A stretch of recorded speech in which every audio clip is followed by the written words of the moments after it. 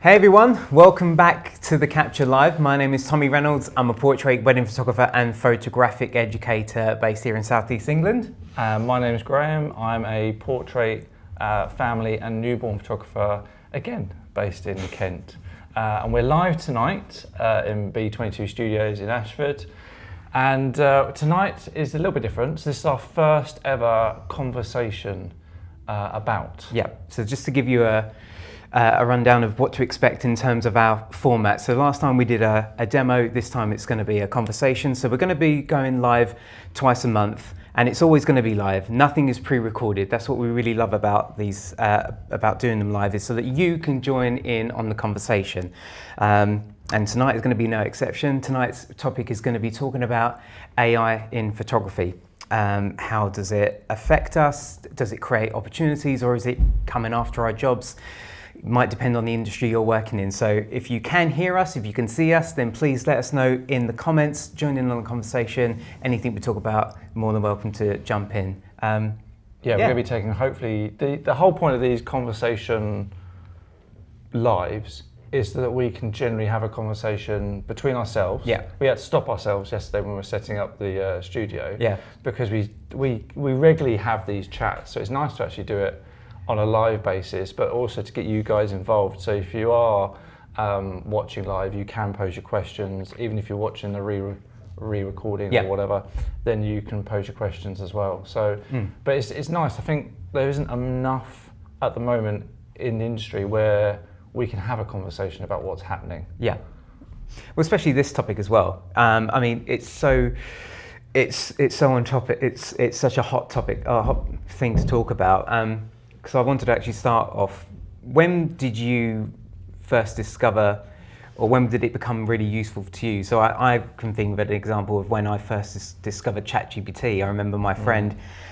Years ago when it first came out, he sent me a screen recording from his phone. He made a blog post of, give me a blog post about the best venues in my area to create a blog post. And I remember when seeing it in real time, as you see in ChatGPT, where you see it formulated in real time, and it just blew me away. That was kind of my first kind of experience with AI and how it could affect and how I can utilize it. But when was your first experience using AI? That's an interesting question, because whilst you were saying that, I was trying to think back to when was the first time that I noticed AI or ChatGPT or something like that.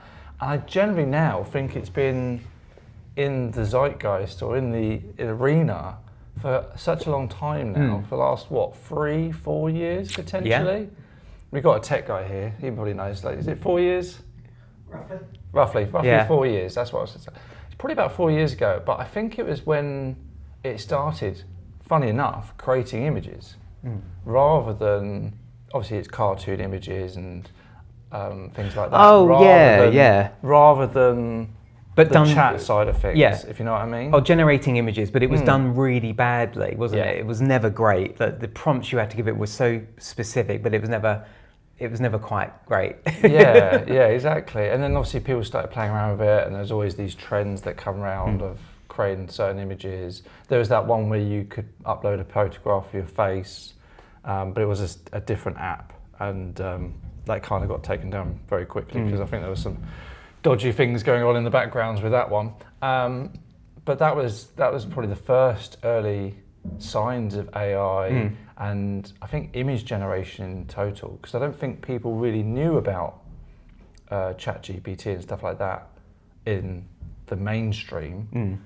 until it started creating images, which is interesting to this topic because we're talking about it replacing photography now, because the images are getting so good that you can't tell the difference between an AI image and an actual photograph now. No, it's really, really scary how good it is going. I read a stat about AI in digital world. What was it? It was according to 2025 industry reports. This is from Digital Camera World. Photographers collectively have saved an estimated 89 million hours of work, equivalent to nearly 12 full-time work weeks per photographer.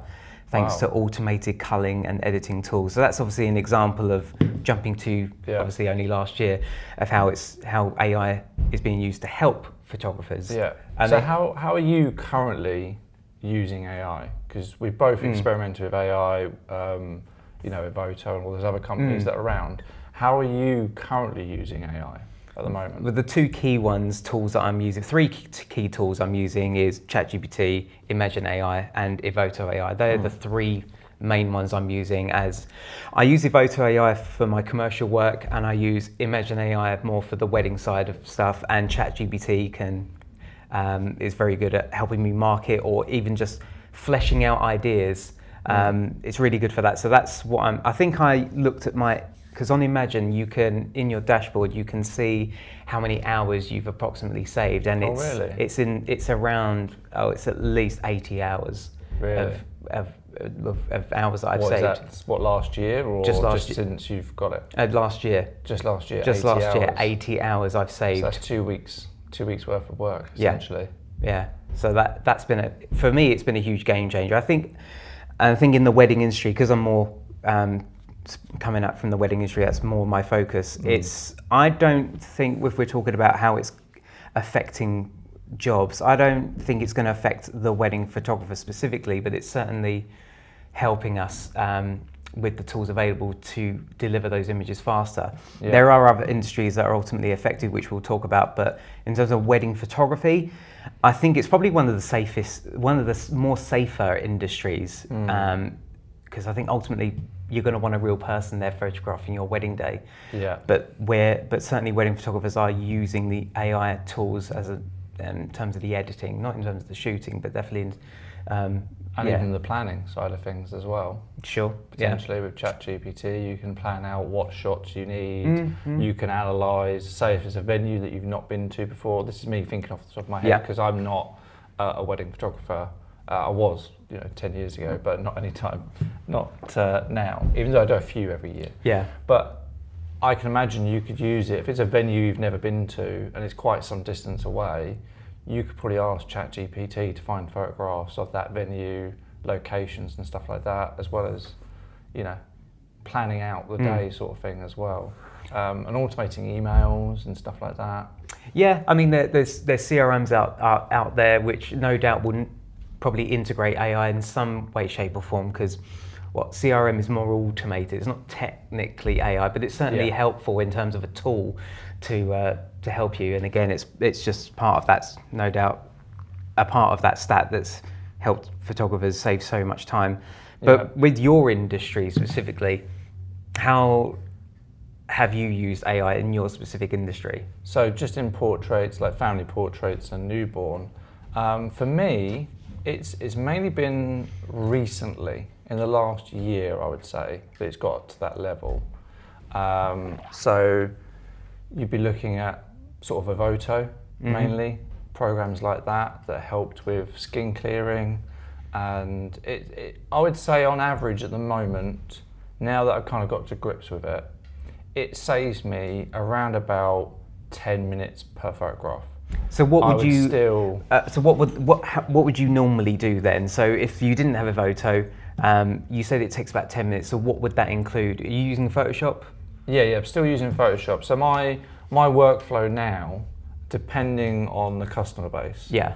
I'm experimenting actually with changing up my workflow. So at the moment, I would have the photo shoot. I would then cull the images in Lightroom. Yep. Do a slight sort of preset that I've got because I do the similar shots every time.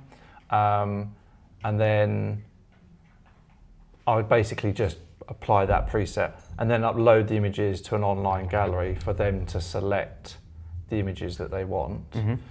Once they've selected them, then I'll quickly put them through Evoto, so just the ones they've selected. Yeah. And then still go through to Photoshop effectively. So I'm still using Photoshop for the finer details because I know some of my pieces of work are going to be blown up. Yeah. I want to make sure the finer details are there. And I don't think at the moment I haven't seen an editing software that is that good that I would be happy, me personally, this might be just me being picky, being able to blow it up to a large size. But I'm experimenting with the idea of to make the images look better and probably on a sales basis to increase sales, culling the images, which you can now do in software like Evoto and Imagine AI, Yeah. culling the photos through those software, and then applying my Evoto preset or whatever, and then uploading it to the gallery, basically. And then just using Photoshop for the final touch-ups at the end. It does mean I've got to do more work up front, but if the images look better to start with, if that makes sense, then I'm experimenting with the idea, would that mean that customers are going to buy more extras? And what finer details are you doing in Photoshop that at the moment, arguably AI is not doing for you? Mainly it's, I would say newborn, it's not getting that fine sort of skin detail when you zoom in and stuff like that, like the peely skin and stuff like that. They are getting better at it. Okay. I've been using Evoto for a year now. I think it is getting better, and they are focusing on newborn. They've even got a whole newborn section now. So it's getting better every iteration. I can imagine in, I don't know, 2 years' time, might not even be using Photoshop. I have to say, depending on the work I'm doing, so I do a lot of work with the National Lottery, and I can easily do everything inside. Once it's cold, which I use Photomechanic, it's what I use for my wedding, culling my wedding stuff as well, a mixture of that or using AI to do that. I like to lean on myself doing that, something that I don't 100% have allowed AI to do. I personally like to cull it manually myself, but when I'm doing, say, like stuff with National Lottery, I can easily, once it's cold, do everything within Evoto, because Evoto has got such great tools, as well as the skin retouching, but also the it's got presets built in for basic color, and that's really what that client, for example, they want. They just want something a bit brighter, a bit nicer. Guys, also, you've got to think about it as well, is a lot of clients nowadays, I don't know if you get this, especially I imagine with the National Lottery, but maybe not so much with the wedding, but a lot of clients nowadays just want the images to put on socials. There's a lot less printing nowadays.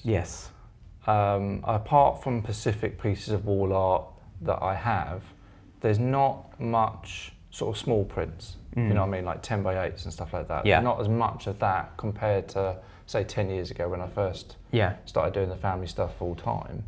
That was part of my package deal, was to have some prints involved, and people loved that fact they got a physical product. Now they just want it, and as soon as they get the images, they instantly put them up on Instagram before they even message me sometimes to say thank you, you know what I mean, or they've received them, or, you know, and I know they've received them because I can see them on Instagram. But I always pretend I haven't seen them, which an interesting thing.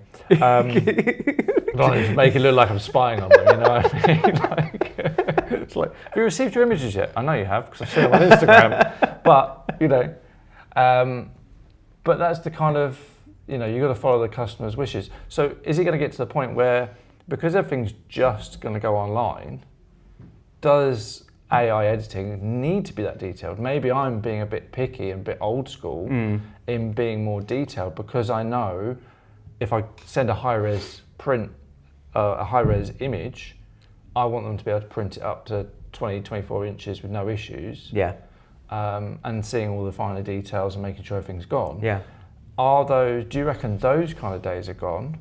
And therefore that's where AI comes in, because most people are just putting it on Instagram, Facebook. It's their online album now rather than a physical product. I think it's the latter, but also I think it's regardless of AI or not, I think it's fair to say that photographers are going to be more picky about details in images versus the average consumer. So they might not notice, regardless of AI, of those finer details you mentioned. Guys, if you have just joined us, we are talking about AI. So if you want to join in on the conversation, if you've used any of the AI tools that we've been speaking about, let us know what industry you're in and how you're utilizing AI, because we'd love to hear from you. We're obviously talking a lot about weddings and portraits in the family side of things, but if you're in an industry other than those, then or if indeed in the same, just join in the conversation. But I do wonder if, not that I'm a corporate headshot photographer day in, day out, but I wonder if that is an industry that's going to be heavily affected because of the apps out there. As you mentioned earlier, how the average person needs a new headshot. Could they just snap a picture of themselves and use AI to give them a nice glossy headshot? Especially if it's just for social media. For like socials, LinkedIn, are the days of a commercial headshot photographer numbered? This is why I think, as a wedding photographer, I think it's one of the more safer industries, because, as I say, you're always going to want someone there on the day taking your wedding images. Based on that, what industries do you think, like photography industries, do you think will actually might be affected by AI in the next sort of 3 to 5 years that might see less of them available? I think e-commerce photography. I think when you look at e-commerce photography, typically you would have a model, hair, makeup. This is if you're obviously having a model wearing the clothes, and it's not just on a mannequin, but let's assume you're hiring a model to model a piece of attire. You would obviously typically have a makeup artist, hairstylist, then the model, then you might have obviously the photographer, the location that needs scouting, whoever owns the location is getting money there. So all of these jobs are potentially affected because you can just photograph the attire and then use AI to put it on a model. And there is an example of H&M are using a thing called twin models. So they're taking their models on their books, taking their likeness, but generating AI images from their likeness with clothing that H&M offer. And it gets even worse than that. Somewhere like Mango, or what was another one, Levi, are using totally AI generated images, which, as you can imagine, have had a backlash. Even the models aren't real? No, in those particular examples. Because there is obviously examples online now, on Instagram for instance, of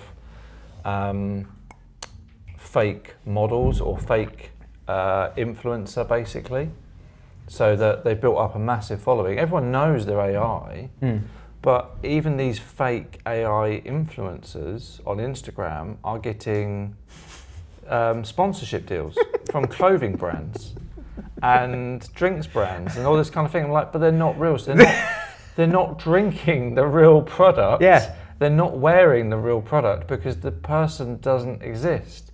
But because they know there's eyes on them, the brands are more than happy to sponsor them. So, and they mount tens, like hundreds of thousands of followers. It does. So that will modelling become one of those jobs in photography world, or makeup artists as well, that may slowly disappear? Because we're already seeing it when it comes to, say, social media influencers.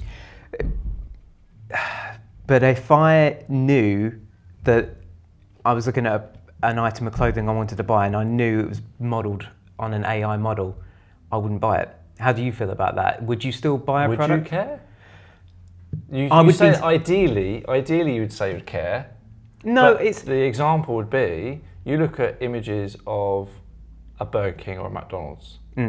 Those images of those burgers and the product you receive is completely different.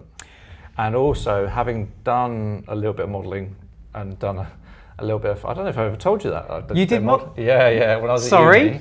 at uni. Did we all know this? Yeah, I did a little bit of modelling whilst I was at uni. Did you? Yeah, I met, who's that big clothing brand? A female one mainly. I'll think of it in a minute. You modelled for a female clothing brand? They were going to branch out and do male clothing. Okay. They were building a male clothing range. It didn't happen in the end, I don't think. Probably because of me. But I can't remember my point now. What was I saying? So, have you got the pictures still? Somewhere. Oh somewhere. My God, they're going up. This was 2006. I don't care. 20 years ago. They need to resurface. I need to see these pictures. I'll see if I can find them. When he had hair, yeah. Yeah, cheers James for that. Yeah, when I had hair. I did, yeah. When I had long hair as well, actually, down to here. But yes. Even then, there was such strict regiments of, if you had over a 30-inch waist, you're out. If you were under Well, 6 foot, you're out. Those days are kind of gone as well. Yeah, this was haven't they? 2006, Yeah. so that's kind of gone. So what was my original point here? I've kind of forgotten. I don't actually know. You kind of just swooped in the fact that I'm so sorry. I was an ex-model. No, it's short-lived. It only lasted a few months. What was my Yeah, I original literally point? can't remember. You were going somewhere, I was going somewhere with this. and I but can't I've remember what I said before that. What was I going to? I can't remember. Oh, so the whole point was obviously, would you care Oh, that was from it. the Burger King and McDonald's? Would you get the original image? Because that was it. When I was on photo shoots and seeing models, and having done model photo shoots now, they are stitched into the clothing. So even the clothing, even if you get a real model wearing the real clothing, that's not actually necessarily what you receive. Obviously, that may have changed in the industry since I last was in it to that level, but they were literally sewn into the outfits, and you had clips on the back of you to make sure that the clothing fit absolutely snug. And then that's before even involved editing and Photoshop. So even the photographs with a real model and the real clothing aren't real to the product that's on the shelf in terms of someone's body shape. The same thing with McDonald's, is you get an image of a burger and then you get the actual product. It's nowhere near it. And people don't really care. So are we just being idealistic in saying that we would care, when in actual fact, when it becomes the standard that all the models that we see on a website when we're looking for clothing, actually, Is AI. that is AI. Because they're not the same body shape or the same height as us anyway. So are we being a bit more idealistic? Yes, we'd love to have it as a real model, but to get the clothing cheaper and to cut the overhead costs. Well, it's everything, isn't it? Because then you wouldn't need a makeup artist, hairstylist, location. You wouldn't need any of those things. Yeah. And it might even get to the fact, this is my business head talking now, it might get to the fact that they start designing clothing, put the clothing on an AI model, right? Put it up on a website, and if people start making orders for it, they then start making the product. That way they save money because they're not actually making a product until they know there's a demand for it. Because turnaround time from making a product now can be a lot quicker. So there's a comment from Stephen. There are now AI models and content creators with sponsorship deals. Yeah, we spoke about that earlier. It's quite it's mad, quite isn't scary. It? Yeah. It comes. I was gonna. And who's controlling those influencers? That's the thing. Because some of the influencers, you don't know who's actually controlling them. So you could create an AI influencer now, right? Get loads of sponsorship deals and money and stuff like that. But you could have them do whatever, you know, going forwards. Once they've got I think now, what it comes down to, and I know a lot of people in the industry have been saying this, is it comes down to brand. If you have a recognisable brand, a recognisable face in the industry, then that's value rather than what you look like and stuff like that. It's whether you're recognisable rather than... And the numbers of followers you might have. And the followers and people associate you with a certain brand. Because did you mention yesterday that someone, they paid for someone's likeness, but even though they were using AI clothing, they still got paid a commission? That's right. So that was the example of H&M, because they call it twin models. So that's how, and they're using the likeness of a real model, but it's AI generated image of their products. Yeah. So going back on the first question was what photography businesses as a photographer are ones to potentially avoid in the next 3 to 5 years? Can you ask that question again? I got distracted by one of our comments. I'm starting to think these two are AI generated. We are not. If you were going to generate us, you'd make us better looking. Plus, it's kind of, well, we did say this yesterday, you've got the same colour hair now as my beard.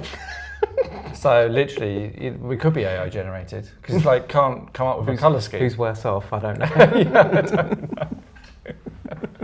Combine us together and we've got the same hair colour all around the face. But,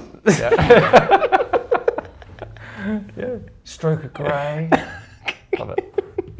Anyway, Anyway. so what industries? If you're coming out of college now, out of university, with a photography degree, and you want to get into photography, on your looking forwards, obviously you've been in the industry a long time, same as myself.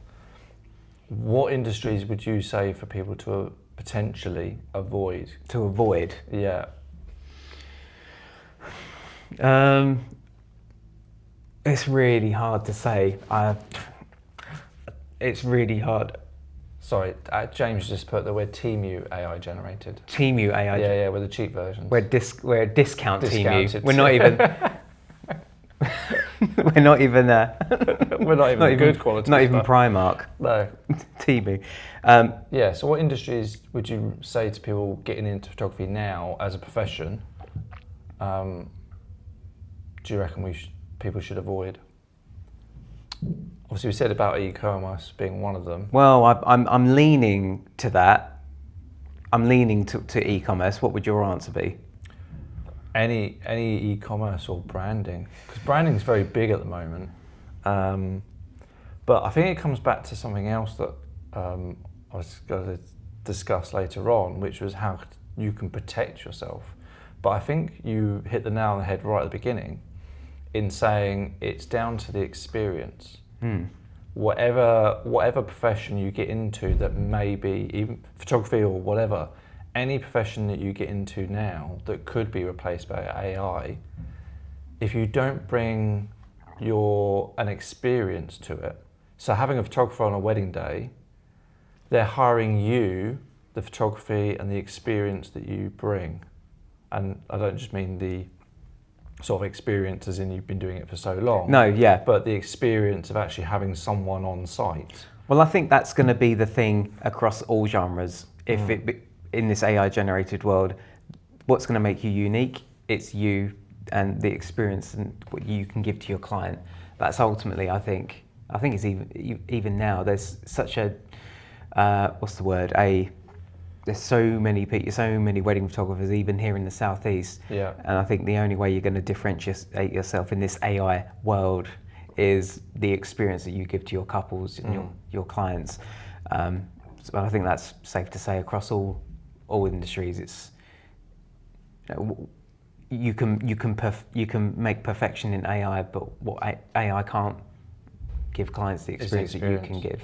It's a bit like having the studio here. Is I'm now personally thinking more towards how can I make the experience for them better, not how can I make my photography better. Because if they have a great experience from start to finish, they're going to talk about it and they want to come back because they had a great experience. Like going to a restaurant, you go to a restaurant because you want that experience. Yes. It's cheaper to cook at home. Sure. And to be honest, some places you can probably cook better at home. Yeah. Like takeaways and stuff like that. But you go there for the experience of being in that place, that venue. The experience is now probably more valuable than the product itself, because now we can learn how to create amazing dishes, learn how to make the best coffee from home. But it's that experience, as you said, going to a restaurant, and that is now, I think, more valuable than the product you're given. Yeah. It's how can you. So we had a comment as well from.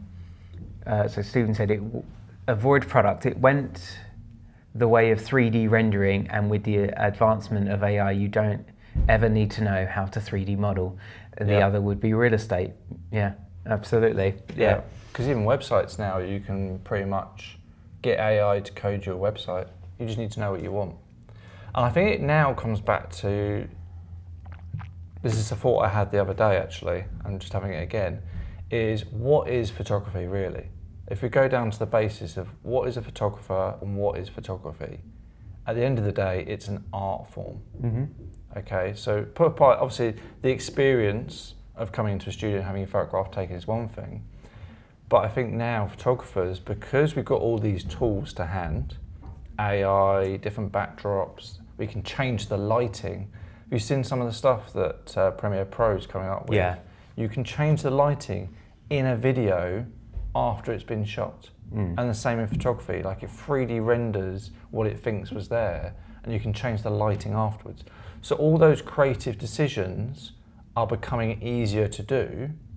Therefore, as creators, we have to be more creative. We can't just be copying everyone's style. Everyone needs to stand out on their own now, because I see a lot as a family photographer, I see a lot of photographers on Instagram, and I can't tell them apart. It's the same sort of window lit image, which is very in fashion at the moment, I'll give you that. But I can't tell the difference between different photographers as I scroll through my Instagram feed, if you know what I mean.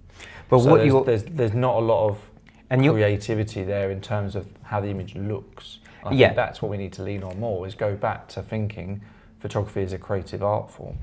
But you're also looking at the final product. You're not seeing the creative process in each of those different photographers and what how they may be different in their approaches. Because of course, you can get from A to B, but how are those photographers getting from A to B? That's the thing, and that's why behind the scenes do so well, because people are so intrigued in that creative process. And again, when I talk about how the experience is as valuable as the product, when I mean experience, it's how do you make your client feel? Because that is not what you're going to be able.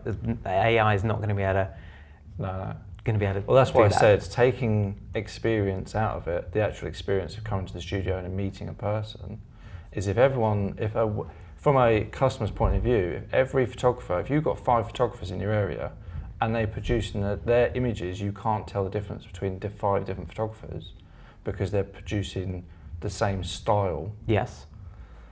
Then you're going to go on cost.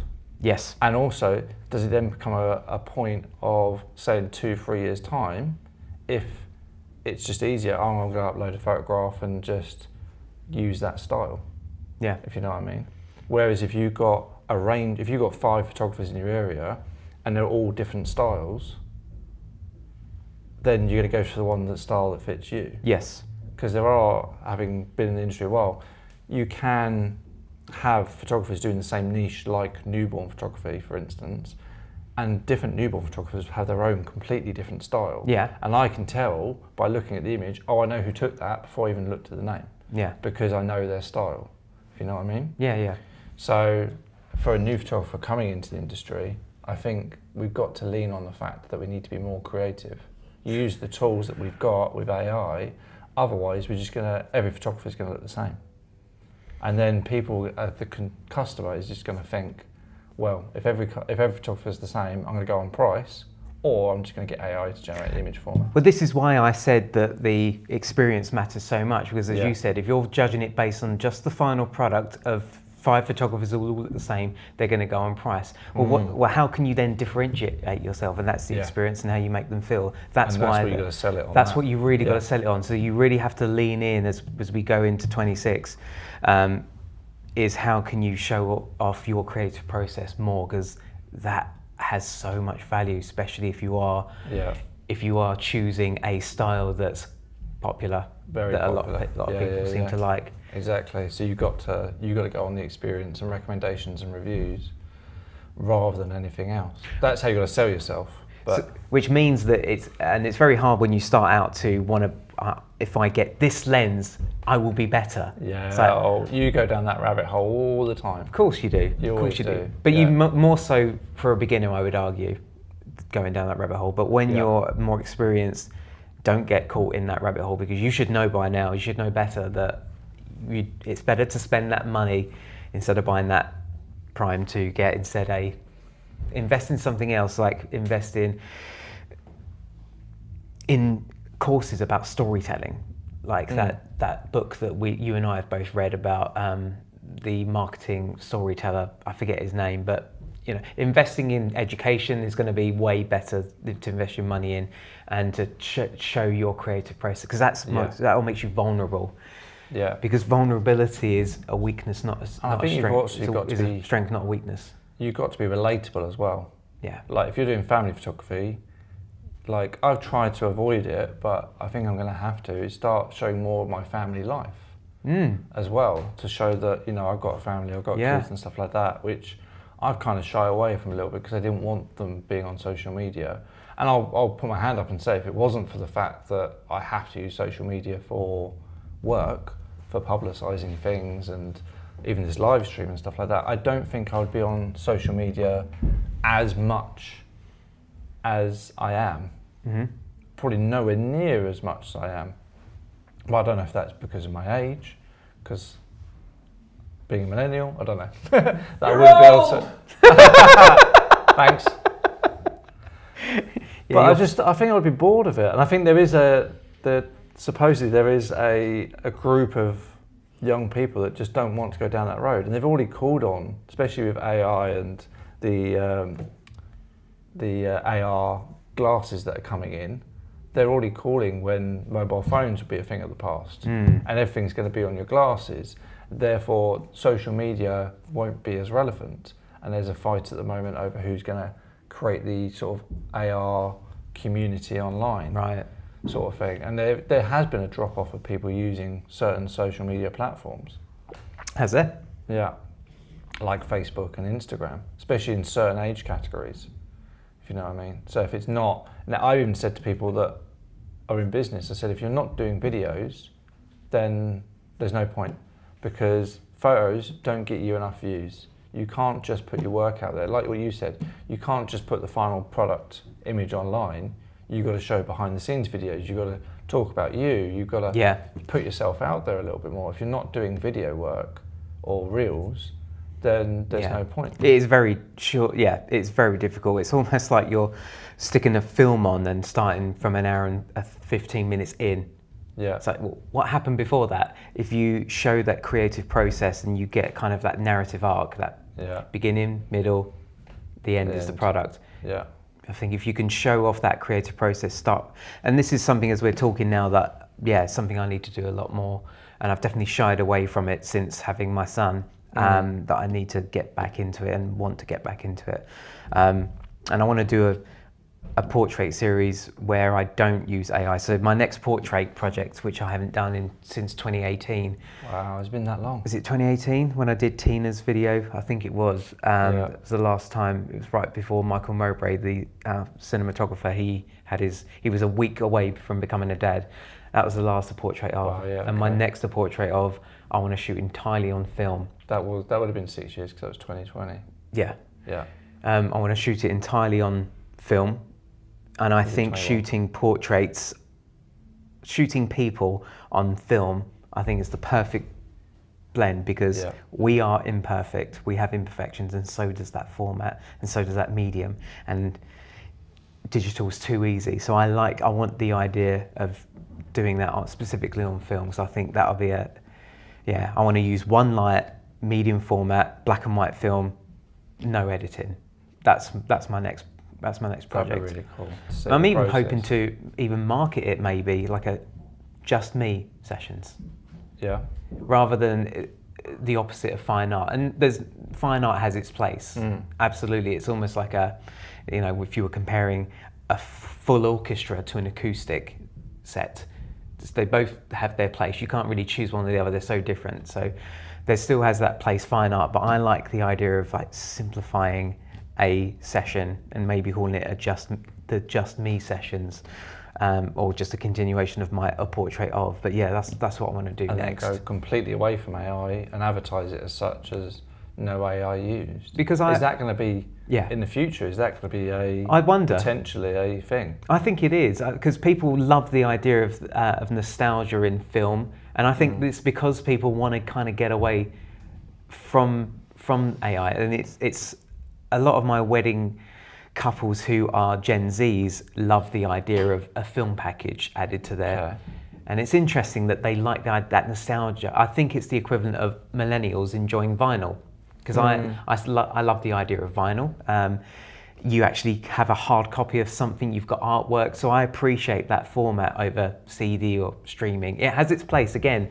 Comparing streaming to vinyl, I can't compare because they both have their place. Sometimes I just really love the idea of putting a vinyl on. I think it comes down to convenience and then your art. Yes. Because there's creating a vinyl, the artwork on it, the physical touch. Because we've got to use all our senses when it comes to art as such, that it's nice to have that. If you'd pay extra for that feeling, for that emotion attachment, whereas other things is convenience. So you could break it down even to like buying mugs. That is it going to be in the future that because every product that we buy is made by machine, AI and robots and stuff like that, that actually we're going to pay a premium when, if someone said to me this mug was handmade by a lady in Leicester, and you can see the slight imperfections in the handle or the way that it's been painted, would you pay extra for that because of the imperfections, because you know it was made by a human, not a robot and AI? Well, it's very similar, isn't it, to another author we like, Austin Kleon. I think he gave an example of this, and I'm going to tweak it slightly based on our conversation. So imagine you're in an art gallery and you see two images side by side. Let's call it painting A and B. They both look exactly the same, even down to the brush strokes. You cannot tell the difference between these two. You even have to ask a member of staff, excuse me, what is the difference between these two? Now, the example he gave in the book, forget which one it was, he said, painting A was painted in the 18th century by this very well-known painter when he was 6 weeks away from his death, which was lost for many years, but we found it. Wow. And painting B? Now, the example in the book is, he said, painting B was done by a student last week who wanted to see if he could replicate it. Right. What if I said to you, painting B, it's an AI-generated copy. Yeah. Now even though perfectly the same. Now even though they're exactly the same, which one would you rather take home and put on your wall? Yeah, exactly. You got to go with one with the story that's been, because you've attached a story to it. There's a narrative to it. That is the valuable thing. That is how you can add value to your business. Again, it comes back to, it's not about the product. It's about the experience and how you can make the person feel. Yeah. They can go away and talk about that experience. So there's a story attached to the product, to the images you've provided. As long as, obviously it comes down to, say, my experience with having done family shoots, as long as they value that story. There's a certain percentage of customers that just want the photographs, so just they can put it on Instagram, so they can just show off in a way. Are they your client? But they're not my targeted client, but it's a lot of the clients you get. That's the thing. People love that story and love finding out about you, but is that story, you have to target that to a percentage, I would say a smaller percentage of customers that value that story. Same with the film idea. There'll be a smaller percentage of people that would love to have film used on a wedding day, and would pay extra for that service. And though it's worthwhile having, you're not going to get it 50% of the time. It will be a 10 to 20%. I think it would be the same in the analogy you gave. I think most of the time, when it comes to convenience, people just go for AI. Yeah. If they value the story, that's the trick. How do you target or market yourself towards the customer that values the story behind the image and the experience? Some people are quite happy to take a photograph. Like, I've even seen it now, and I can imagine people that don't have a lot of money and that wouldn't be able to afford a newborn photography shoot. You can literally take a photograph of your baby, upload it to somewhere like ChatGPT, give it all the instructions, even upload reference photographs, and it creates, we've talked about this a while ago, and it creates you a series of newborn photographs with your baby's face, and then they use those to then upload to Facebook and Instagram and say, oh, this is my baby, welcome to the world, and that sort of thing. Even though that image is 100% fake, even though it's using your baby's likeness, it's not a real photograph. Well, I personally, because I'm in the industry, I personally would be like, well, why would I want that image? Even though it's my baby's likeness, that never happened. They were never in that position. They were never wrapped.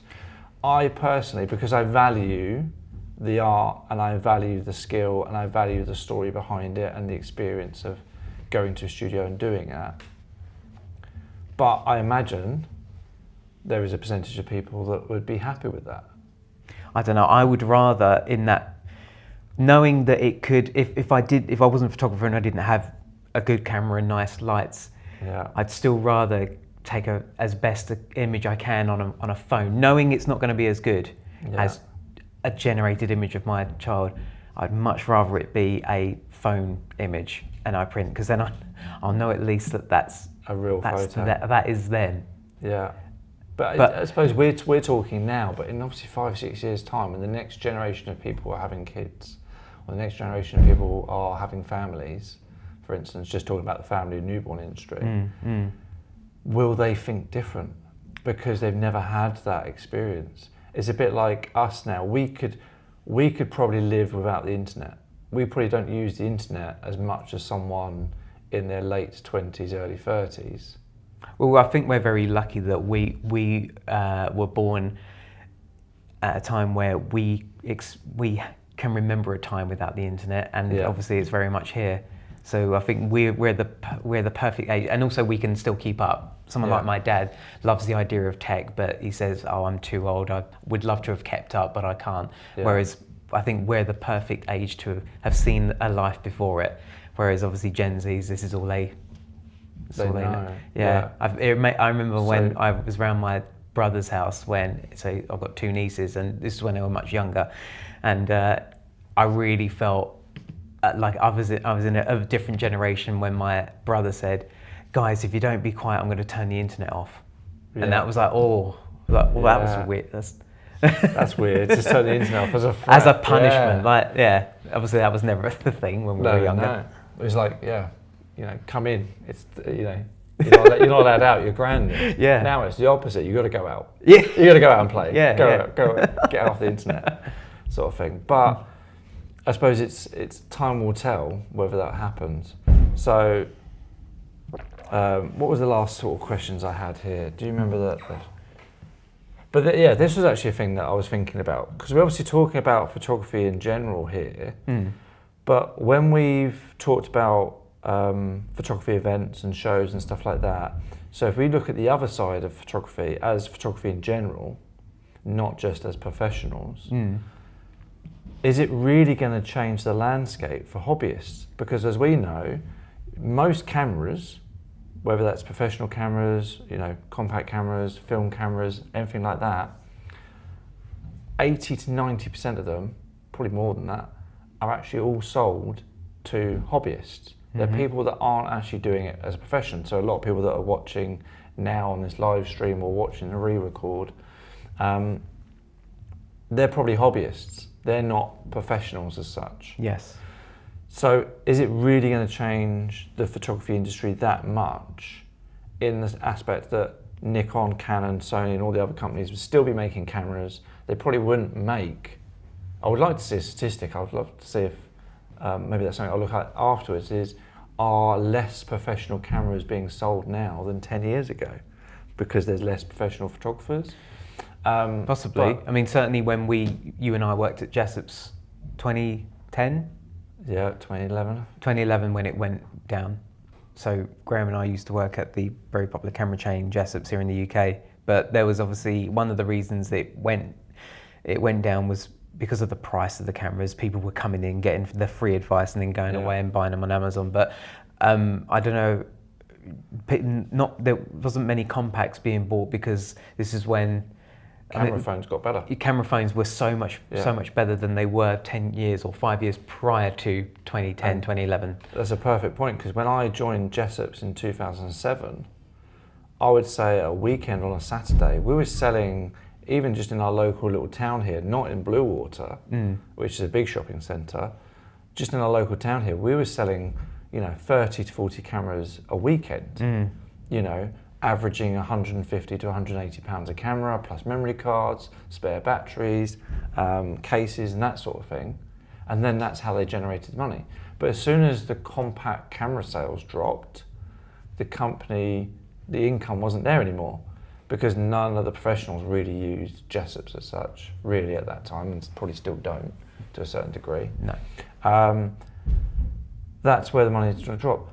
But is that industry, is the hobbyist industry, do you reckon, going to change much with AI?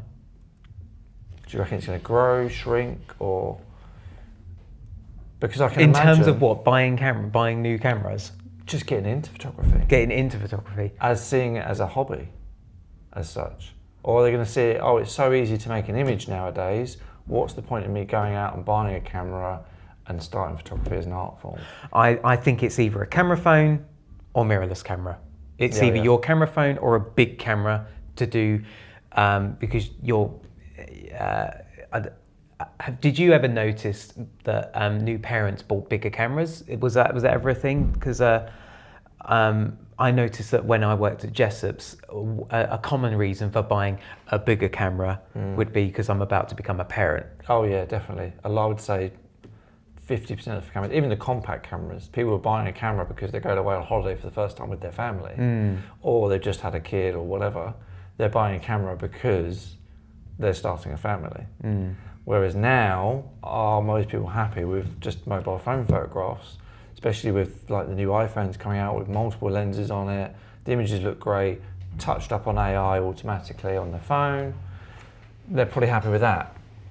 But someone that is going to become a hobbyist might think differently. Or do you reckon people might go down the film route? That actually the hobbyist photographer in the future, because of AI, they want to get into it, but they're going to use film.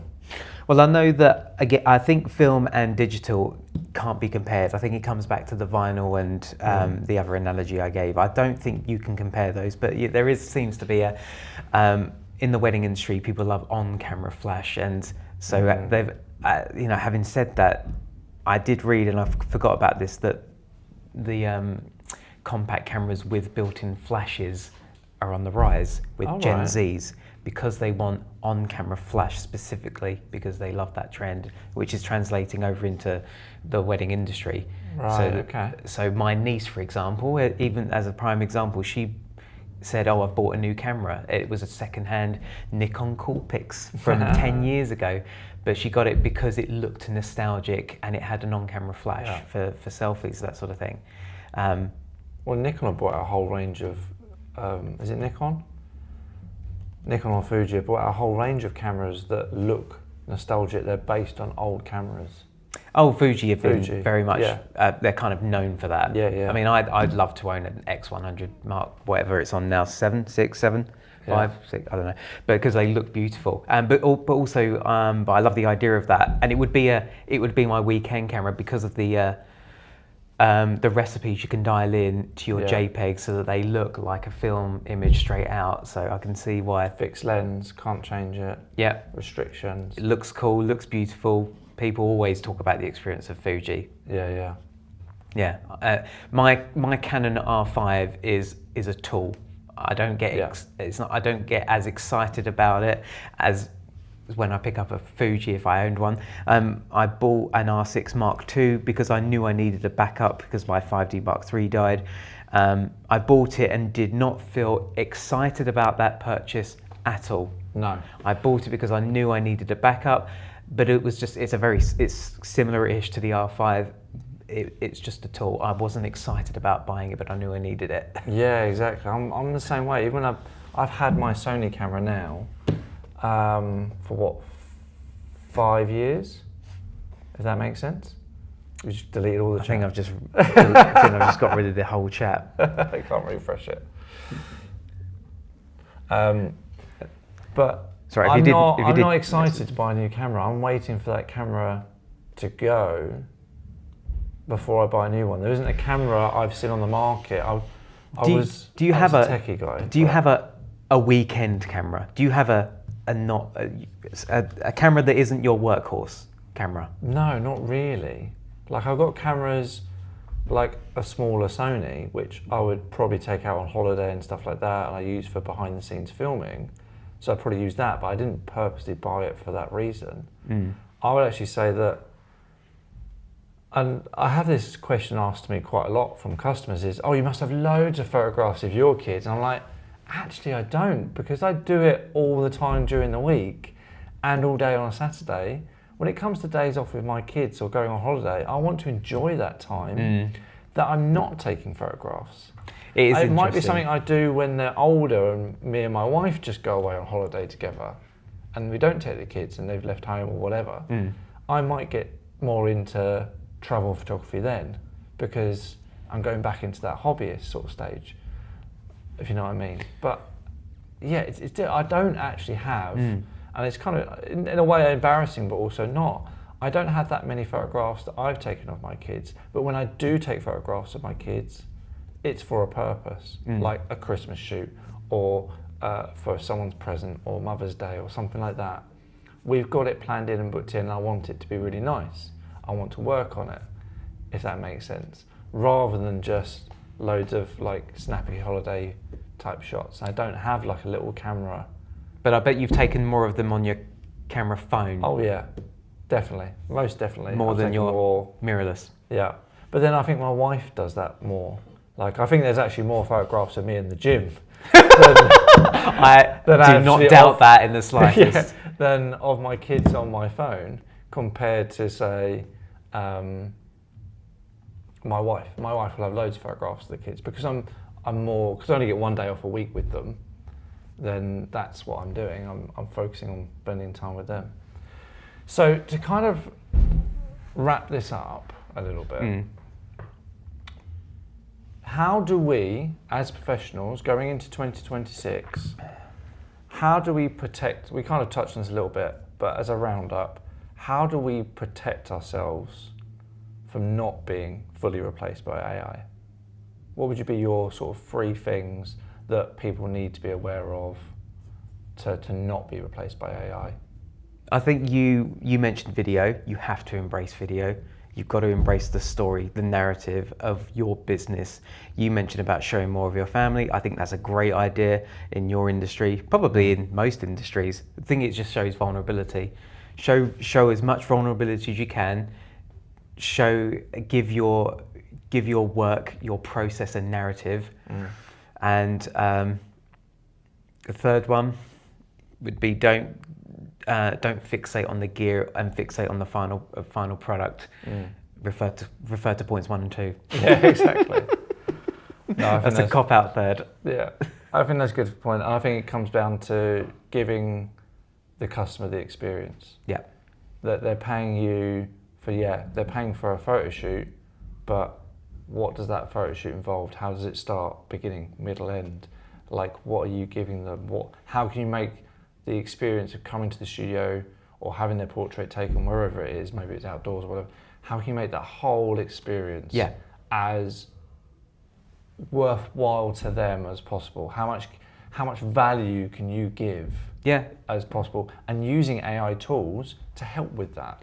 To help with that process. Yeah. Use something like ChatGPT to give you prompts and helpful tips to accentuate that experience, like even down to when you start with the email about offering tips and advice before arriving, when they arrive, what do they experience? Is it warm? Is there a smell? Is there music playing? Is it music that they already that they love, that they were unaware that they told you about in a questionnaire years ago, like I do, for example, in my questionnaire? I'll give everyone that's watching this a slight tip that I'm thinking of using and implementing is sending out a questionnaire before the photo shoot, which is what I do already. What shots do you like? What you got and stuff like that. And then actually ask them at the end, oh, what's your favourite drink? Just random questions like, what's your favourite drink? What's your favourite snacky food? And then have that at the studio ready for them. And that sort of thing. So all those personal touches that AI can't do, all those imperfections in terms of products, if you're buying a mug or whatever it is, that's what we got to bring. All those little things that they can't get from just uploading a photograph is the experience. But there might be some industries that can't offer that experience, like e-commerce and stuff like that, that maybe it's easier for them to well, maybe we can talk about, that could be the topic of our next conversation. Maybe we can go into more depth and specific tips and advice about exactly what we bring to the experience. As I say, it's loads of little things. Stephen Bartlett talks about the 1%, the 1% tip, or there was a famous Tour de France, the Team GB cycling, they implemented the 1% thing where they tried tiny things, lots of tiny things to improve their game, and that they ended up coming first. So it's not just one. It's not just one thing. It's many different things you can implement to really elevate yourself that add up to a bigger picture. So when is our next stream? Extreme. So do you know what it is? I don't know. Do we? Okay, so it's well, we're hoping it's 2 weeks' time. 2 weeks. So basically, from now on, all our streams. I thought you meant next conversation. Next conversation. No, next conversation. So all streams will be live, and they'll be every 2 weeks. So our next one is in 2 weeks' time, which is on the 2nd of March. And that'll be a live studio demo of some very exciting equipment that we've not used before, and we're the only one in the UK that's going to be having it. Yep, I believe. I believe it's a. Do we give away the answer now? Do we hold on to it? We'll tease you. It's a Portuguese company, and we have been given special access to a brand new product that's manufactured there. So we'll show you what that is very soon. And then the next actual conversation like this will be on the 16th of March, where we're going to be talking about our experience at the photography show, because it's actually the same weekend. So it is. We'll see what we can see that's new there and stuff like that. But yeah. Sounds good. But a good first conversation. It's not bad. Cheers, mate. Cheers, mate. Have a good one. I'll see you next time. I'll see you next time, yeah. Take it easy, guys. Take care.